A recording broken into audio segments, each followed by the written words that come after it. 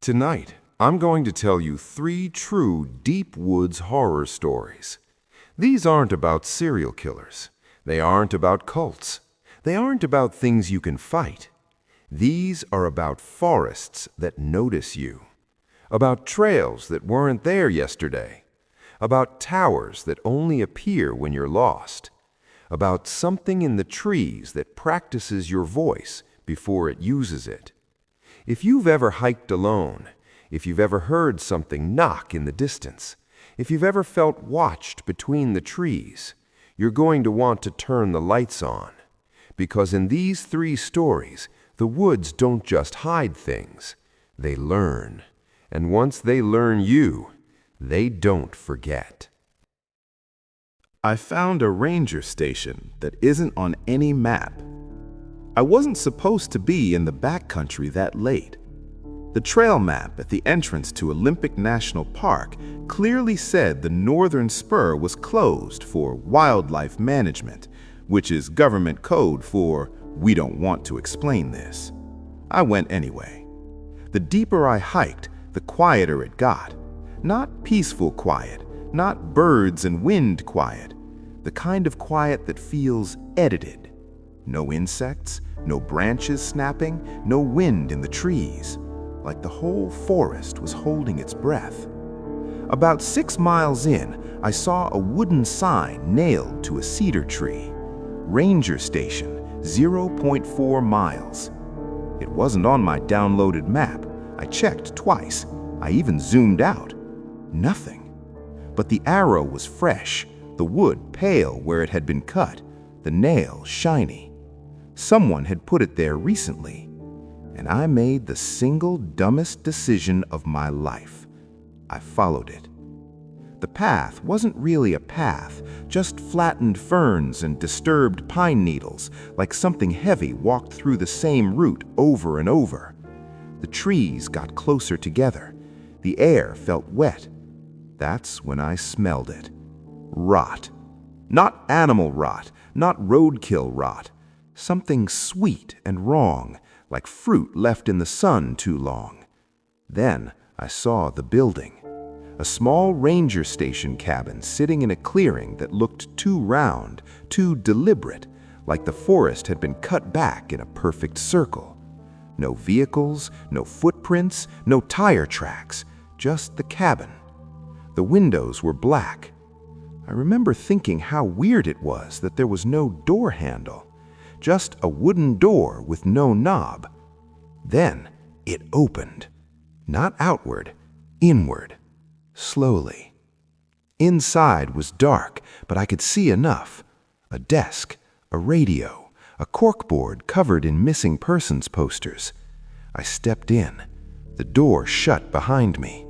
There was no slam, no dramatic horror movie bang. It just clicked. The radio on the desk crackled to life, static at first. Then a voice. My voice. Ranger Station, 0.4 miles. It repeated, over and over, exactly how I had read the sign in my head. Not out loud, in my head. My skin went cold. I turned toward the corkboard. Every missing poster had today's date. Every single one. And every photo was me. Different clothes, different angles, some of them older. One of them from behind while I was hiking this morning. One from right outside the cabin door, taken minutes ago. The radio crackled again. Then something moved in the corner. I thought it was a shadow. It wasn't. It was tall, too tall for the room. Its back was bent sideways to fit under the ceiling beams. Its limbs were long and wrong, like someone tried to stretch a human body without understanding where joints go. Its face, there wasn't one, just smooth skin pulled tight where eyes and a mouth should be. Except there was a dent where the mouth would be. And it was smiling. I didn't see teeth. I felt them. It tilted its head. The radio played my voice again. Ranger Station, 0.4 miles. And then I understood. It wasn't luring hikers. It was copying them, learning them, practicing. I backed toward the door. It moved closer without walking, like the space between us was shrinking. The walls felt tighter, the air thick, the smell of rot stronger. And then I heard something outside. Footsteps, crunching pine needles. Another hiker. A man's voice. "Hey, anyone in there?" I tried to scream. Nothing came out. The creature's dented smile widened. The radio crackled one last time. In a perfect imitation of the man outside. "Hey, anyone in there?" Then the door opened. The creature stepped toward me, and the last thing I saw before everything went black was my own face standing in the doorway, smiling. They never found my body, but last month a new sign showed up on a different trail. Fresh wood, shiny nail, ranger station, 0.4 miles. If you ever see it, don't follow the arrow. It already knows what you sound like, and it's been practicing. There's a fire tower that only appears when you're lost. I wasn't supposed to be off trail, but GPS doesn't work great in the mountains near Mount Hood, and apparently neither does my sense of direction. I realized I was lost when the trees started repeating. Same crooked pine, same split boulder, same fallen log shaped like a rib cage. I walked past them 3 times.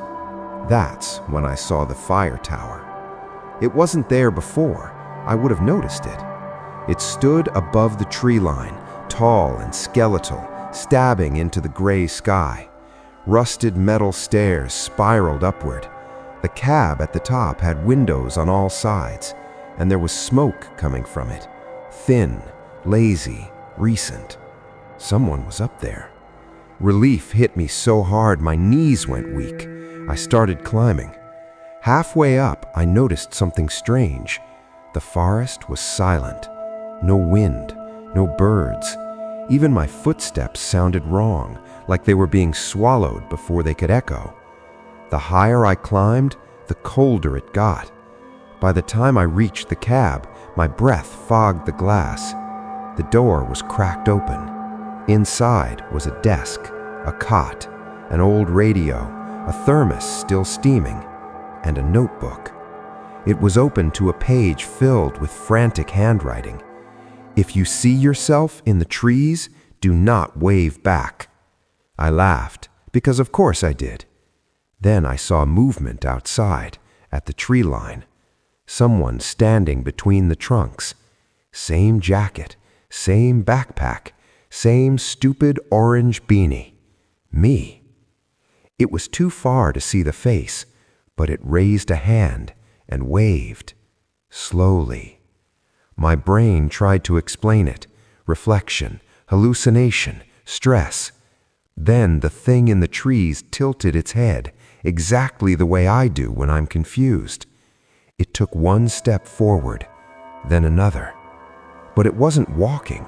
It was sliding, like the ground was pulling it closer without moving its legs. I stumbled backward. The notebook flipped in the wind. Another line written deeper into the pages. "It learns you from a distance." The radio on the desk clicked on. Static, then breathing. Not mine, slower, wet. The thing in the trees stopped at the base of the tower. It looked up. I finally saw its face. It was mine, but stretched slightly wrong.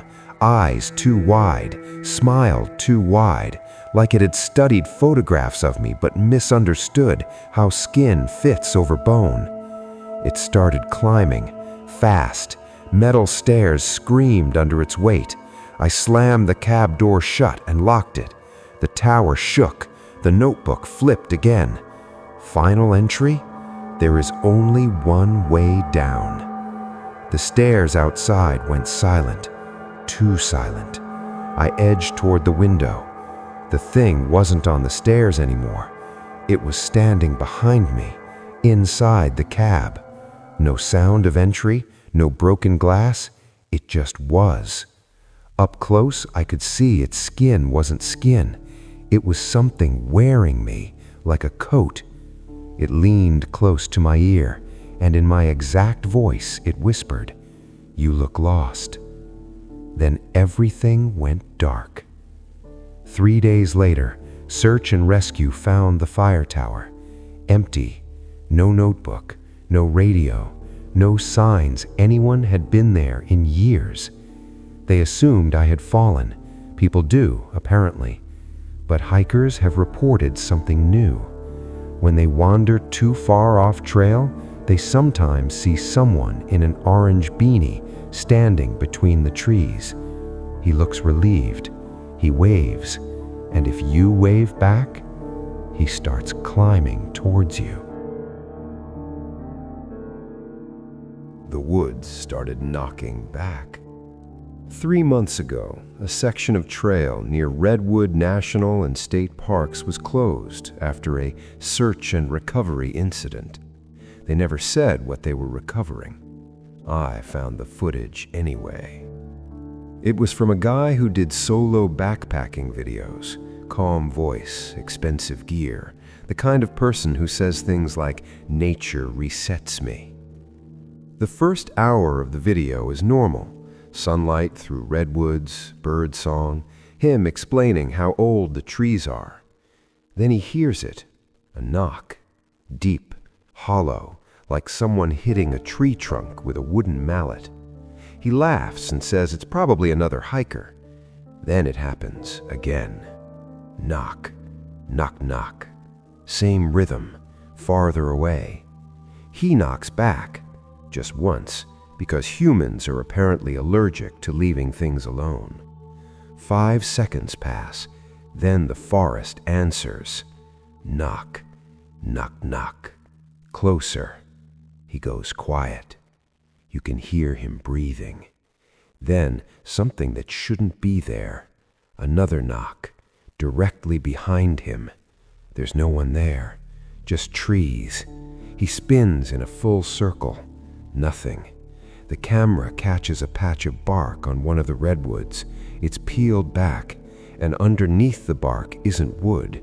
It's something pale, something smooth, like skin. He doesn't notice, but the camera does. He starts walking faster. The knocks follow, always matching his pace. When he speeds up, they speed up. When he stops, they stop. At one point, he whispers, "Stop." The forest knocks once, soft, almost polite. He doesn't knock again. Smartest thing he does all day. But it doesn't matter, because the trees start knocking to each other. Left, right, behind, ahead, a circle, perfect rhythm, like a heartbeat. The audio spikes when one of the trees directly in front of him splits. Not cracks, not falls, splits. The bark opens vertically, like lips parting. Inside is that same pale surface. It moves, slowly. The tree leans forward, and you can see it's not leaning, it's stepping. The roots lift from the ground. They're not roots, they're fingers. Long, knotted, buried in soil. He runs. The camera shakes violently. You hear the knocking everywhere now. Dozens of them, hundreds. The sound of trunks hitting trunks like bones clacking together. He trips. The camera lands facing upward. All you see are redwoods towering into the sky. They start bending inward, not with the wind. There is no wind. They bend like joints, like spines curling. The sky disappears behind a lattice of wood, and the knocking stops. Total silence. Then one final sound, right next to the microphone. A soft knock from inside the camera. The footage ends. Park officials said he likely encountered acoustic anomalies. which is a very calm way of saying the forest talks back. Hikers now report something strange in that area. If you press your ear to certain redwoods, you can hear a faint tapping. 3 beats. Pause. 3 beats. And if you're stupid enough to tap back, the ground beneath your feet feels softer, like something underneath is shifting, making room. There. The next time you hear wood settling in a cabin, your brain is going to replay that. Trees live for thousands of years. Humans last, 80 if they're lucky? Imagine how patient the woods must be.